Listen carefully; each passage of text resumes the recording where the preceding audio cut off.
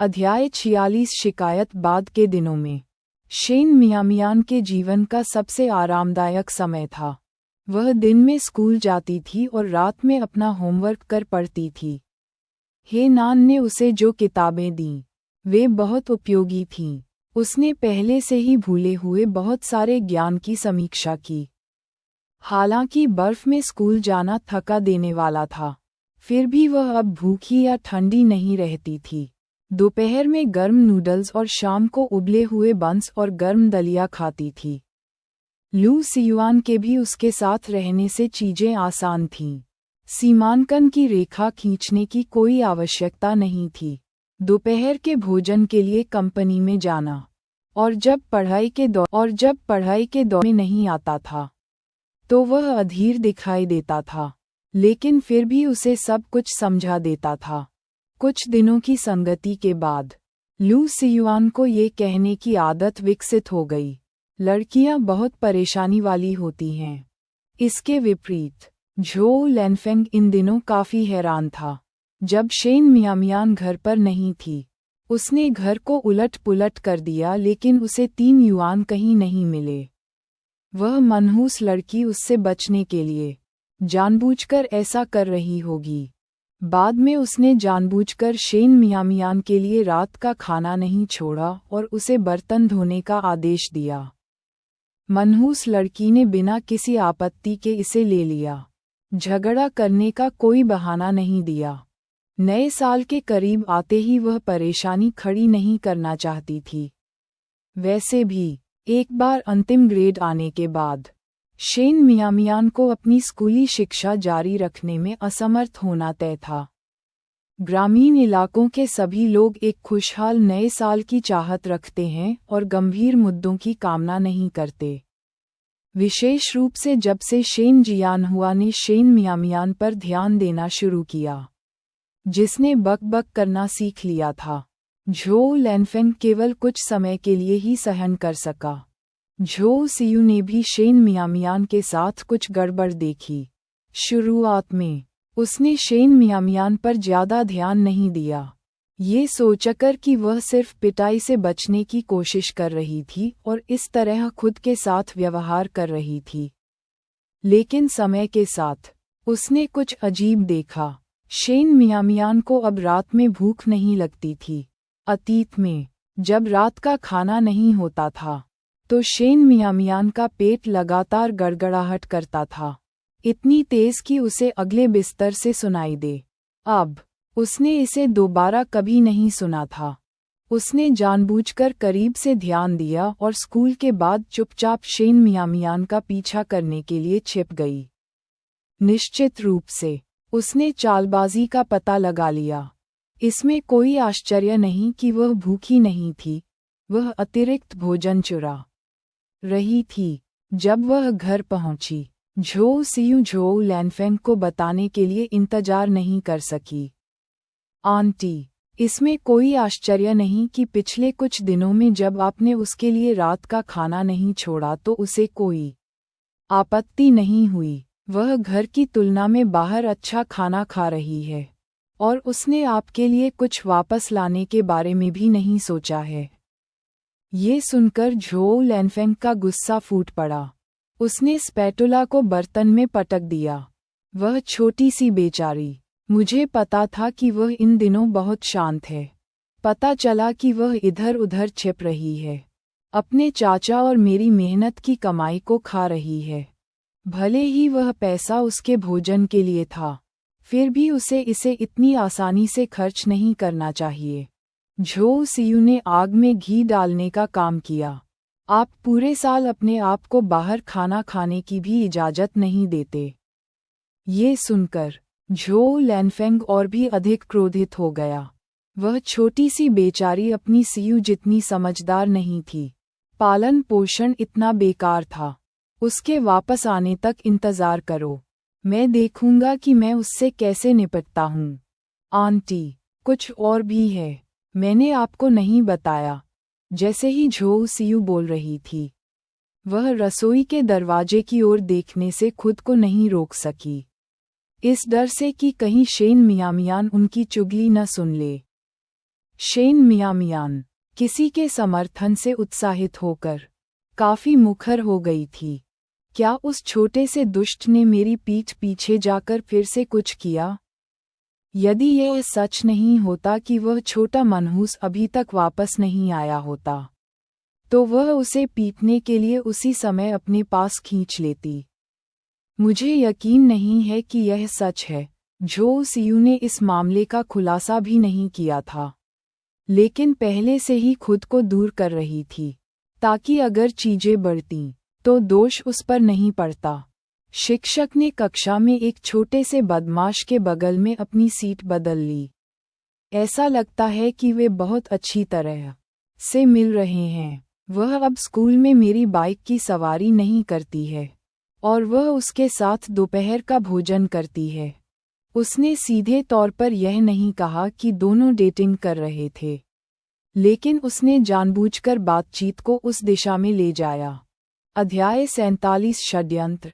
ये कमीनी बाहर की उस छोटी सी फुहड़ की तरह उसके रोए खड़े होने से पहले उसके उत्तेजित होने का इंतजार नहीं कर सकती।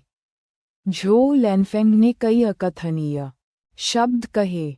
अब उसे यकीन हो गया कि शेन मियामियान किसी अश्लील हरकत में पकड़ा गया था, जैसे किसी प्रेमी को बिस्तर में रंगे हाथों पकड़ रहा हो। आंटी, कृपया शांत हो जाए। झो सियू ने झो लैनफेंग को शांत करने के लिए जल्दबाजी की।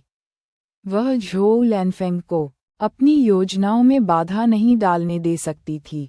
मैंने केवल इसके बारे में सुना है और मेरे पास कोई सबूत नहीं है। अगर हम अभी विवाद करते हैं और मेरी बहन उनसे नाता तोड़ लेती है, तो क्या होगा जब अंकल वापस आएंगे और उन्हें पता चलेगा कि तुम मेरी बहन के बारे में कहानियां बना रहे हो? उद्धरण चिन्ह। यदि यह बात फैल गई, तो चाचा निश्चित रूप से अनुमान लगा लेंगे कि यह उसी का काम था, और यदि उन्हें कोई सबूत नहीं मिला, तो उन्हें सभी मोर्चों पर बदनाम किया जाएगा। आग के बिना धुआं नहीं होता। क्या ईमानदारी से कहें तो लोगों के लिए उसके बारे में बात करने के लिए कुछ नहीं हो सकता? उद्धरण चिन्ह। झो लैनफेंग, जैसे कि उसने इसे अपनी आंखों से देखा हो, आश्वस्त थी कि शेन मियामियान वास्तव में एक रिश्ते में था और अब उसके पास लड़की के साथ ठीक से व्यवहार करने का एक उचित बहाना था। क्रोधित होने के बजाय ये शेन मियामियान को दंडित करने का कारण ढूंढने के रोमांच के बारे में अधिक था। वह मुश्किल से खुद को रोक सकी। अगर उसने बाहर के पुरुषों के साथ बेवकूफ़ बनाने की हिम्मत की, भले ही उसने शेन मियामियान को आधा पीट कर मार डाला, तो शेन जियानहुआ के पास इसके बारे में कहने के लिए एक शब्द भी नहीं होगा। हो सकता है कि उस कमीने की असली मां ने शेन जियानहुआ के साथ भी इसी तरह खिलवाड़ किया हो, और इस तरह ये कमीना अस्तित्व में आया। यह उसका दुखद भाग्य था कि अंततः उसे ही इस गड़बड़ी से निपटना पड़ा। आंटी, क्या आपने माँ के बारे में कुछ नोटिस नहीं किया? वह बदल गई है। अब जब उसे कोई अपना समर्थन दे रहा है तो वह पूरी तरह से निर्भीक होकर व्यवहार कर रही है, और वह भी तेजी से सोच रही है। मुझे लगता है कि इंतजार करना बेहतर है, झो सियू ने सुझाव दिया। झो लैनफेंग धीरे धीरे शांत हो गया। छोटा कमीना वास्तव में अधिक चालाक होता जा रहा था। क्या होगा अगर इस छोटे से कमीने को बाहर खटखटाया जाए? उद्धरण चिन्ह। वह अभी भी भविष्य में एक अच्छा दहेज लाने के लिए शेन मियामियान का उपयोग करने की उम्मीद कर रही थी। वह पैसा जो सियू की कॉलेज की शिक्षा के लिए खर्च किया जाएगा, इतने वर्षों तक उसका पालन पोषण करने के बाद, वह इसे व्यर्थ नहीं जाने दे सकती थी। यह इतनी जल्दी नहीं होना चाहिए। क्या ये और भी अच्छा नहीं होगा यदि ऐसा वास्तव में घटित हुआ? तो अब क्या करे? झो लैनफेंग को पता था कि यद्यपि झो सियू युवा थी, वह भी योजनाओं वाली लड़की थी, और उसे इस पर बहुत गर्व था। उसे लगा कि यह उसकी अपनी उत्कृष्ट शिक्षाओं का प्रतिबिंब था। बस दिखावा करो कि तुम अभी कुछ भी नहीं जानते हो, और उससे परेशान मत हो। उसे साहसपूर्वक किसी के साथ डेट करने दो, और हम अंतिम परीक्षा के बाद बात करेंगे। वैसे भी अब ज्यादा दिन दूर नहीं है, झो सियू ने निर्देशित किया। आखिरकार लू सियुआन और शेन मियामियान के बीच की बात का कोई ठोस सबूत नहीं था। इसके अलावा उस आदमी को भड़काना आसान नहीं था। उल्लेख करने की आवश्यकता नहीं है, शेन मियामियान चेंजी की पसंदीदा बन गई थी। लगभग दैनिक प्रशंसा और उस पर विशेष ध्यान दिया जाता था। अगर चीजें काम नहीं करती तो लू सियुआन निश्चित रूप से उसे निशाना बनाता, जिससे उसका स्कूली जीवन दयनीय हो जाता। इसलिए बेहतर होगा कि इस मामले को और भड़का दिया जाए, और एक बार जब दूसरों के मुंह से अफवाहें फैल जाएं, तो वह इससे हाथ धो सकती है। बिना पकड़े शिक्षा प्राप्त करने के अवसर ने झो लानफेंग के दिल में बेचैनी पैदा कर दी, लेकिन इसने उसके लिए एक सतर्क अनुस्मारक के रूप में भी काम किया। सियू, तुम उस छोटे से कमीने से मत सीखो, उसने चेतावनी दी।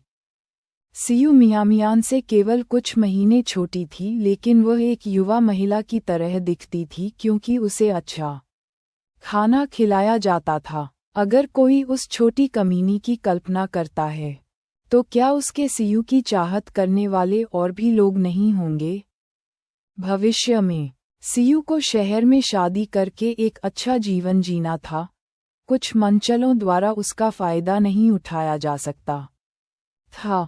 आंटी, आपको बिल्कुल भी चिंता करने की जरूरत नहीं है, झो सियू ने झो लैनफेंग की बाह को सहलाते हुए गले लगाया। मैं बाद में कॉलेज जाने का इरादा रखता हूँ। मैं ऐसी चीजों पर अपना समय बर्बाद करने की हिम्मत नहीं करूँगा। झो लैनफेंग के साथ कुछ बार शहर का दौरा करने के बाद झो सियू उस जीवन से पूरी तरह से मंत्रमुग्ध हो गया था। उसने मन में शपथ ली कि वह भी शहर में जाने का प्रयास करेगी। वह कभी भी उस प्रकार के लोगों के साथ डेटिंग करने पर विचार नहीं करेगी। अध्याय 48 धमकियां। शेन मियामियान, जो अभी भी अपने घर जा रही थी, को पता नहीं था कि घर पर क्या हुआ था। कार्यकाल के आगामी अंत के कारण 2 दिवसीय सप्ताहांत को 1 दिन तक छोटा कर दिया गया था। कल कोई स्कूल नहीं होगा।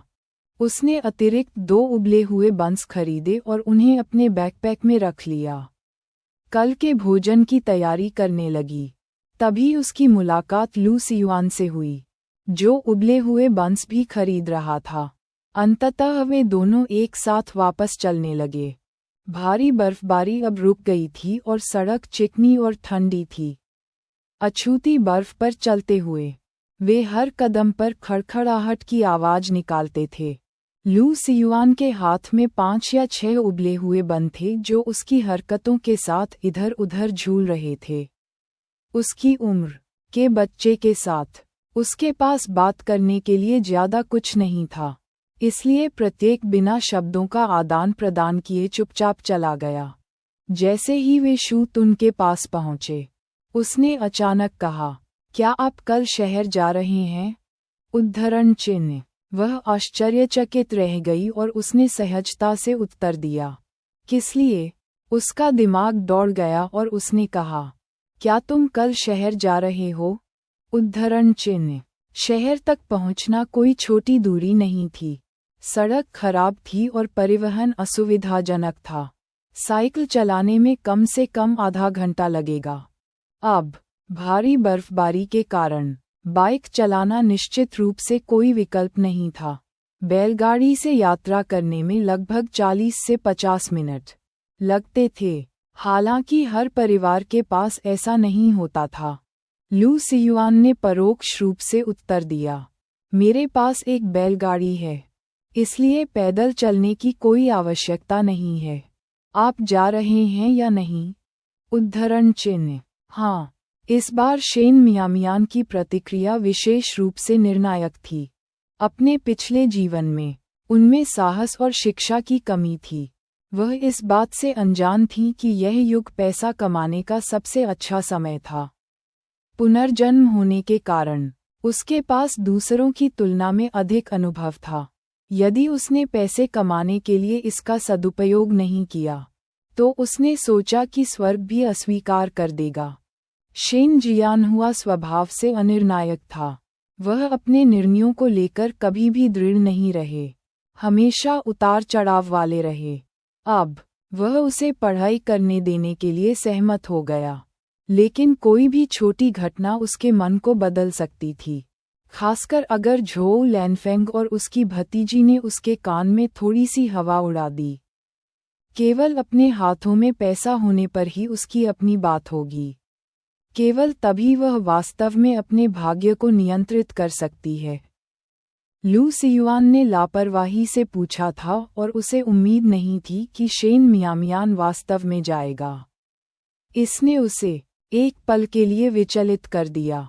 शेन परिवार की स्थिति पर विचार करते हुए उसने सोचा कि वे शायद उसे जाने नहीं देंगे। कल सुबह 7 बजे मैं आपके गांव के प्रवेश द्वार पर आपका इंतजार करूंगा। समय पर पहुंचें। मैं केवल 10 मिनट इंतजार करूंगा। अगर मैं आपको नहीं देखूंगा तो मैं चला जाऊंगा। कल शहर की उनकी यात्रा फुर्सत के लिए नहीं थी। उसके पास उस पर बर्बाद करने का समय नहीं था। ठीक है। शेन मियामियान को कोई आपत्ति नहीं थी। रात के खाने के बाद झोउ लैनफेंग और झोउ सियू टीवी देखने के लिए किसी और के घर गए। हाल ही में गांव के सबसे अमीर परिवार ने एक ब्लैक एंड व्हाइट टेलीविज़न खरीदा था। हर शाम घर लोगों से खचाखच भरा रहता था। शेन मियामियान को टीवी देखने में कोई दिलचस्पी नहीं थी। अपना होमवर्क पूरा करने और कुछ देर पढ़ने के बाद वह बिस्तर पर चली गई। झोउ सियू रात 10 बजे तक वापस नहीं आया। जैसे ही वह बिस्तर पर गई, उसे एक सुगंधित सुगंध महसूस हुई। वह अविश्वसनीय रूप से ईर्ष्यालु थी। उस शापित लड़की ने अपनी संपत्ति इतनी अच्छी तरह से छिपाई थी। झोउ सियू ने कई बार घर की तलाशी ली थी, गुप्त रूप से कुछ सुगंधित बाम का उपयोग करने की कोशिश की थी, लेकिन उसे कभी नहीं मिला। ठंडे मौसम और अपने अंतर्निहित आलस्य के कारण उसने कवर के नीचे गोता लगाने से पहले अपने पैरों को धोने की जहमत नहीं उठाई। जानबूझकर अपने पैरों को शेन मियामियान के खिलाफ दबाया, ये सोचकर कि वह ध्यान नहीं देगी क्योंकि वह इतनी गहरी नींद में सो रही थी। लेकिन उसे अचानक धक्का दे दिया गया।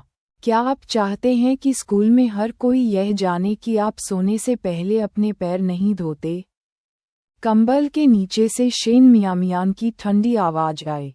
वह जानती थी कि झोउ सियू बहुत घमंडी है और उसे इस बात की परवाह है कि दूसरे उसके बारे में क्या सोचते हैं। मैंने उन्हें धोया। कौन कहता है कि मैंने नहीं धोया? उद्धरण चिन्ह। झोउ सियू को डर था कि शेन मियामियान सच में बात फैला सकता है, इसलिए उसने उसे और भड़काने की हिम्मत नहीं की। एक लड़की के लिए सोने से पहले पैर न धोना कोई गर्व की बात नहीं थी। शिक्षक चेन ने कक्षा में इस बात पर जोर दिया था कि छात्रों, विशेषकर लड़कियों को स्वच्छ रहना चाहिए। वह निश्चित रूप से अपनी कक्षा में हंसी का पात्र नहीं बनना चाहती थी। अध्याय 49 बांस की टोकरियां बेचना। बर्फीले दिन में बच्चों को स्कूल नहीं जाना पड़ता था और घर पर करने के लिए बहुत कुछ नहीं होता था, इसलिए झोउ लैनफेंग भी देर से सोता था।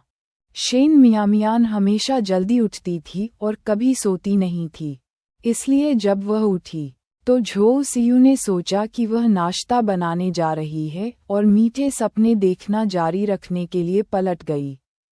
झोउ लैनफेंग 8 बजे के बाद तक सोता रहा और ये देखकर कि शेन मियामियान ने उसे नाश्ते के लिए नहीं बुलाया है, वह रसोई में गया और पाया कि वह ठंडा और खाली था। क्रोधित होकर वह शेन मियामियान के कमरे में घुस गई, लेकिन दरवाजा खोलते ही उसकी मौत हो गई। वह छोटा कमीना कहाँ है? उद्धरण चिन्ह। क्या वह रसोई में नहीं है? झोउ सियू ने आंखें खोलते ही उदास होकर पूछा। वह जल्दी उठ गई थी। मुझे लगा कि वह नाश्ता बनाने जा रही है। हालांकि शेन मियामियान झाओ फैमिली गांव से हैं, लेकिन वहां उनका कोई करीबी दोस्त नहीं था और वे शायद ही कभी दूसरों के घरों में जाते थे।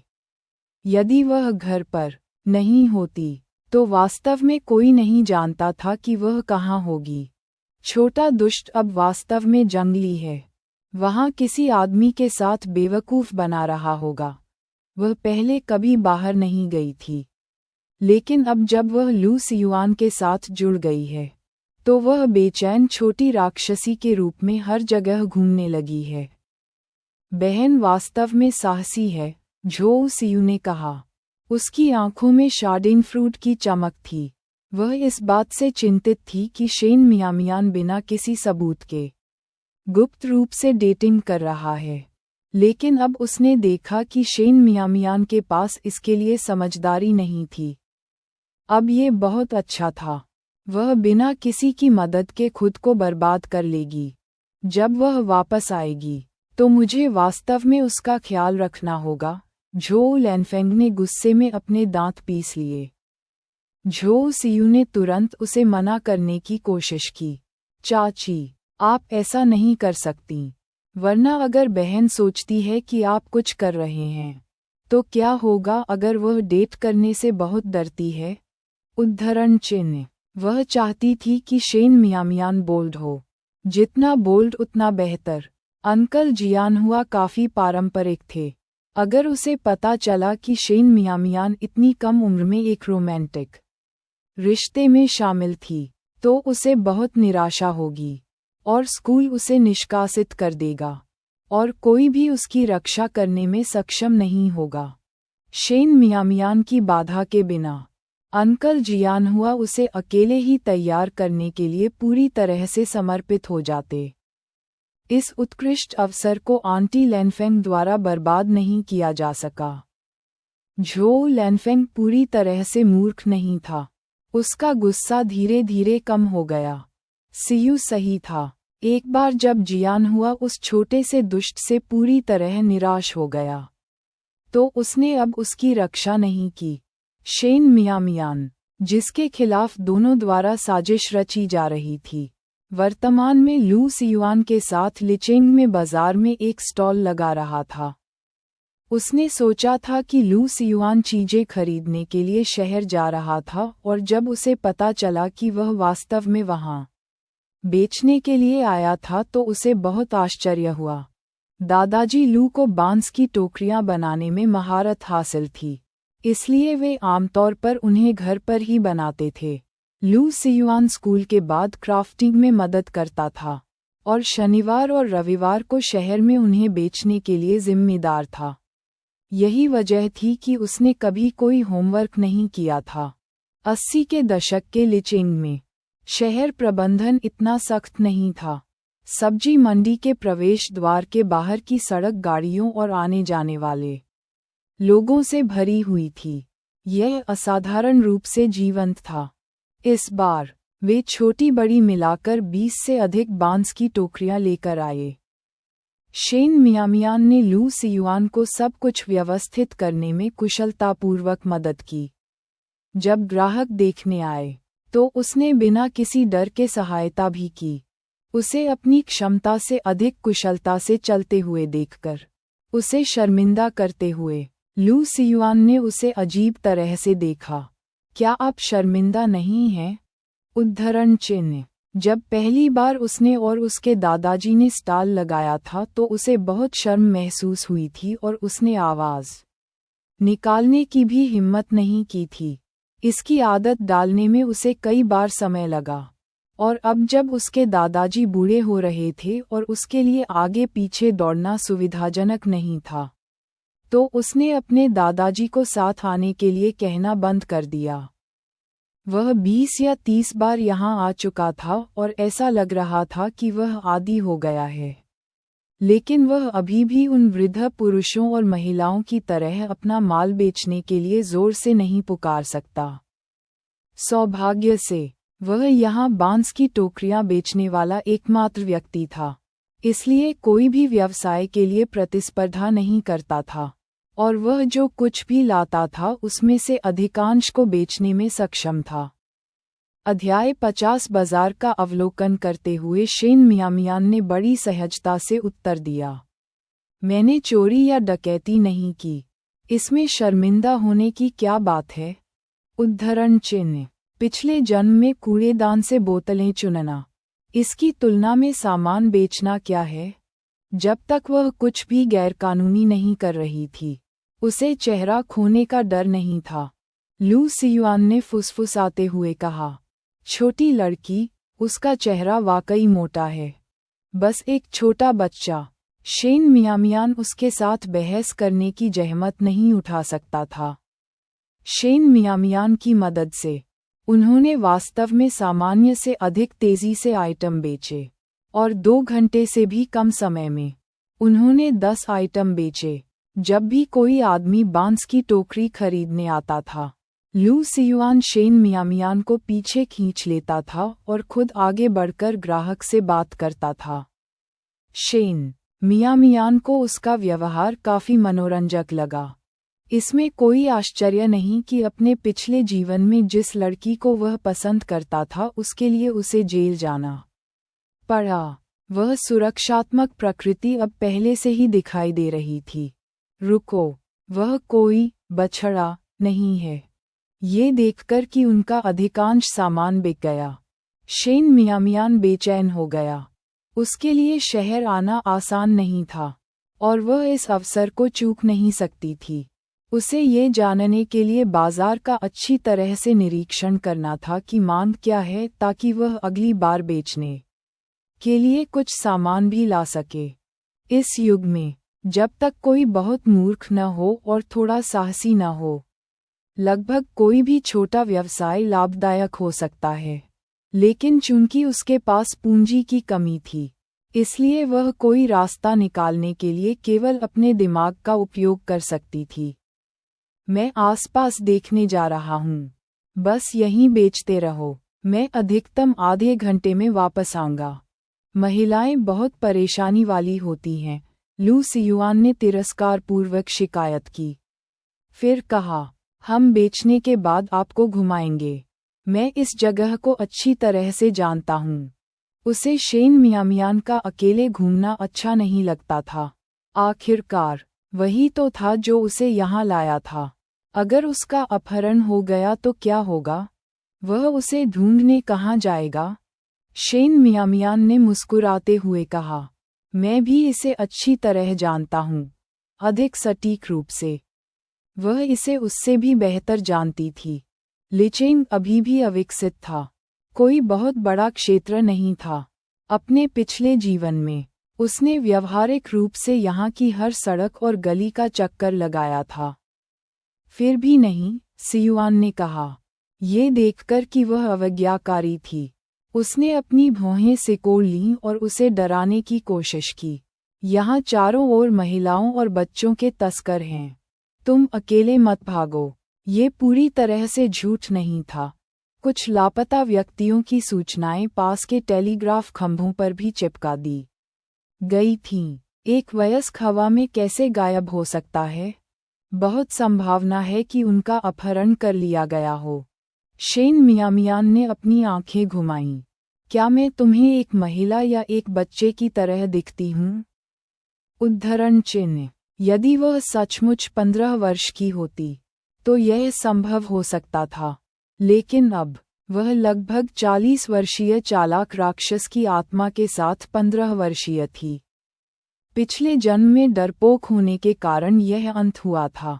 इस जीवन काल में, उसे बहादुर बनने और लगातार कदम आगे बढ़ाने की जरूरत थी। लू सियुआन।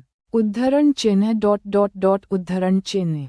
शेन मियामियान के जवाब से वह अवाक रह गया। इसका मतलब यह नहीं था कि वह सहमत था। उसकी फीनिक्स आंखें शेन मियामियान को गौर से देख रही थीं, मानो कह रही हों, बस जाने की कोशिश करो। हालांकि दोनों एक ही उम्र के थे, अपने लंबे कद के कारण शेन मियामियान उसके सामने थोड़ा कम प्रभावशाली लग रहा था। ये सोचते हुए कि अगली बार जब वह बाहर आएगी तो उसे उसकी मदद की आवश्यकता होगी, शेन मियामियान ने समझौता करने का फैसला किया। मैं बस यहाँ इन कुछ स्टालों के आसपास घूमूंगा। मैं आपकी दृष्टि नहीं छोड़ूंगा। आप केवल इन कुछ स्टालों के आसपास ही घूम सकते हैं। लू सियुआन ने शेन मियामियान के लिए एक मार्ग की योजना बनाई। ये सभी धब्बे उसकी दृष्टि की सीमा के भीतर थे। वह सब कुछ देख सकता था जो घटित हुआ। शेन मियामियान ने चुपचाप मुस्कुराते हुए कहा, बच्चों को धोखा देना बहुत आसान है। आसपास के स्टालों पर मुर्गी के अंडे, बत्तख के अंडे और चाकू जैसे बर्तन बेचे जाते थे।